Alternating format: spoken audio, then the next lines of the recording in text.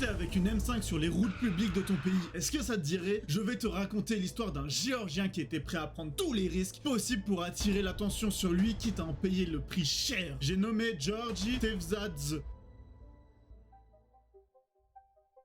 Avant d'en arriver là, revenons où là tout a commencé. Pour être plus précis, revenons au 27 mars 1987 à Tbilissi, qui est nul autre que la capitale de la Géorgie. C'est précisément ce jour-là que Georgi est né. Et il est très difficile d'avoir des informations sur ses parents, leur situation, comment Georgi était jeune, ou encore d'autres anecdotes sur lui durant toute sa jeunesse. Parce que c'était une personne très discrète sur sa vie personnelle. Mais du coup, ce que l'on sait, c'est que durant son adolescence, il développa sa passion pour l'automobile. Et comme tous les jeunes de son âge, il avait de très grosses ambitions. En l'occurrence, Georgi voulait absolument devenir pilote professionnel, mais pas seulement, il voulait aussi devenir un grand acteur comme un certain Paul Walker. D'ailleurs, des rumeurs racontent même qu'il a conduit ses premières voitures au jeune âge de 13 ans. Mais malheureusement, c'est tout ce qu'on sait de lui. Donc il va falloir faire un gros bond dans le temps d'environ une dizaine d'années, pour arriver en 2010. Ses ambitions d'adolescent ne l'avaient clairement toujours pas quitté. Il voulait toujours devenir pilote professionnel. Cependant, ça a changé. Il savait dans quelle discipline il allait l'être. Le drift.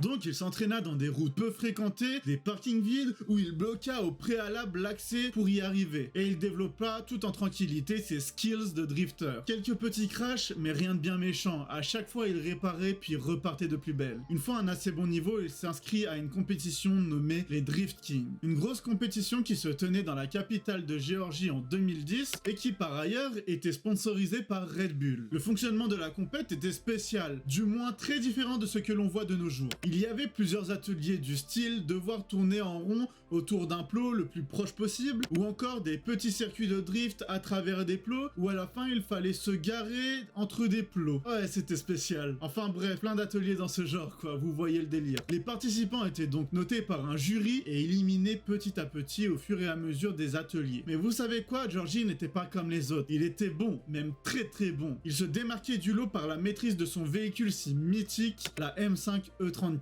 Il mangea les ateliers un par un, et puis au fur et à mesure que le temps passait, la nuit tomba, et il finit par se retrouver en finale. Contre une pépite, une M3 E46 rouge. Ouais, les gars étaient clairement dans un autre univers. Ils prenaient des voitures les plus puissantes et adaptées pour faire du drift, les foutaient en street drift légal, puis ils allaient aux compétitions régionales comme ça. C'était encore un autre univers. Et c'est pour ça qu'on se retrouve en finale avec une M5 E34 contre une M3 E46. Bref, devinez qui a gagné. Et oui, c'était notre Georgi, c'était officiellement le Drift King de Géorgie. Mais lui, ça lui convenait pas. Je vous rappelle qu'il voulait plus. Vous vous souvenez qu'il voulait devenir pilote professionnel? Pas un simple amateur qui gagne des compétitions régionales. Lui, il visait l'international.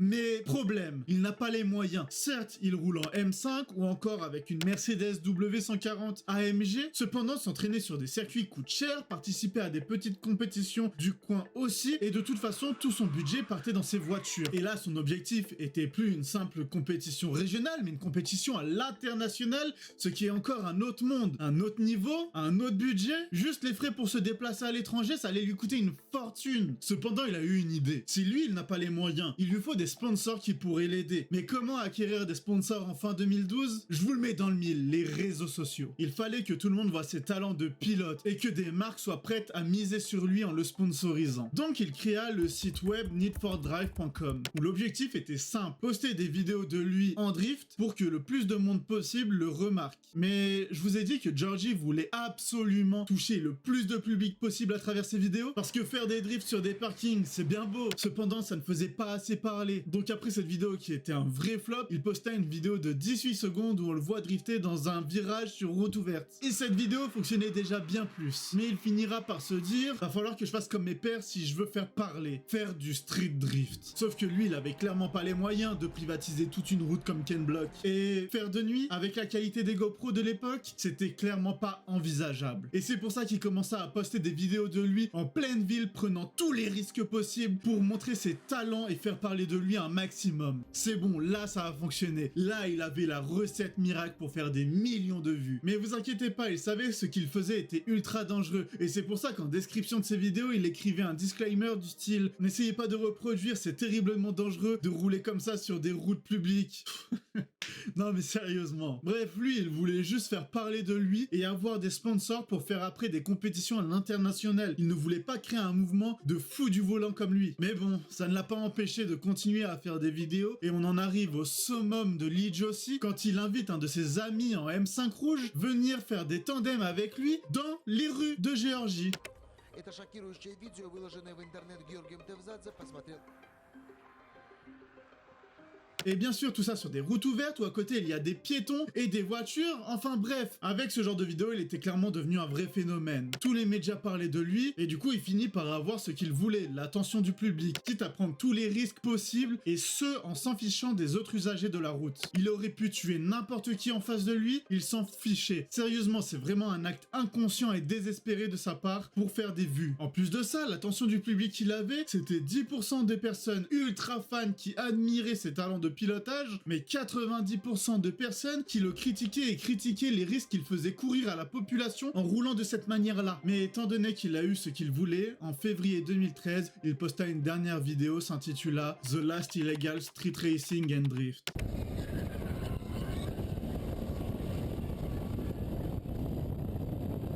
En description de celle-ci, il expliquait que c'était la dernière vidéo street drift illégale, mais que des nouvelles vidéos légales viendront bientôt. C'était-il enfin raisonné? Oui et non. Je vais t'expliquer quelles sont les réelles raisons à ce choix-là. Comme vous l'avez compris, il a eu la visibilité qu'il voulait, mais ce n'était pas la seule raison. Au même moment, il s'est marié. D'ailleurs, pause. On en parle 2 minutes de son mariage. Georgie était tellement obsédé par le drift, et ça faisait tellement partie de sa vie, que juste après s'être marié, il est sorti du bâtiment, il a pris sa voiture pour faire des tours de drift autour de la fontaine pour fêter ça. Bref, on en était où? Ah oui, son mariage. Ce n'était pas la seule cause du fait qu'il arrêtait le street drift, parce qu'au même moment, il a appris que sa femme était enceinte. Il allait être papa. Donc forcément, il arrête ses conneries de street drift pour être un père présent et ne pas mourir bêtement pour des vues, afin de voir grandir sa fille. Mais quelques mois plus tard, le 22 juin 2013, Georgie parta de chez lui vers 10h pour traverser tout le pays afin de se rendre au port de Batumi et y récupérer son ami drifter qui venait tout droit de Russie, Eric Davidich. 15h. Heureux d'accueillir son ami de toujours, à leur sortie du ferry, ils finissent par faire le retour pour se rendre de nouveau à la capitale du pays, là où un hôtel les attendait, ainsi qu'un bon restaurant. Georgie profite du retour pour montrer les beaux paysages à son ami. 21h. Ils arrivent au restaurant, mangent et festoient avec leur ami comme il se doit, trinquent mais toujours dans la modération, parce qu'après ils ont encore de la route pour se rendre à l'hôtel.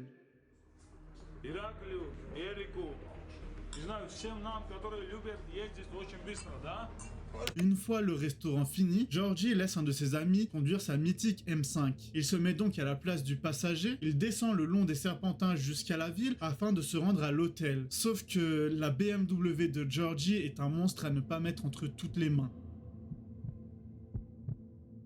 Georgie se retrouvant en train d'agoniser dû à la violence du choc, puis décédera quelques minutes plus tard. Durant cette nuit du samedi 22 juin au dimanche 23 juin 2013, Georgie laissera derrière lui une femme, une fille qui naîtra 5 mois plus tard, et toute une communauté en deuil.